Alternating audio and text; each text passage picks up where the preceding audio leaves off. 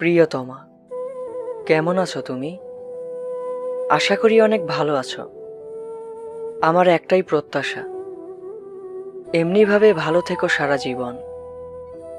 জানো, আমি অনেক মেয়েকে দেখেছি, তবে তোমার মতো কাউকে দেখিনি।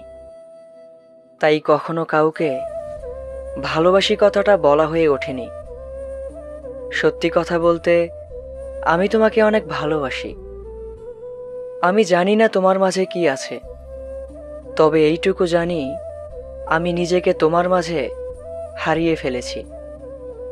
কখনো ভাবতেও পারিনি তোমাকে এতটা ভালোবেসে ফেলবো। আর এখন প্রতিটা ক্ষণে ক্ষণে তোমার কথা মনে পড়ে। সারা জীবন তোমার হয়ে থাকতে ইচ্ছে করে। এখন ভালোবাসলে শুধু তোমাকেই ভালোবাসবো। জীবনে চলার পথে আমি তোমার হাত ধরেই বেঁচে থাকতে চাই। এখন কেন জানি মনে হয় আমি তোমাকে ছাড়া থাকতে পারবো না, কারণ আমার পুরোটা জুড়ে শুধুই তুমি আছো। আসলে আমি তোমাকে আমার জীবনের থেকেও বেশি ভালোবেসে ফেলেছি। সত্যি বলছি, আমি তোমাকে অনেক ভালোবাসি।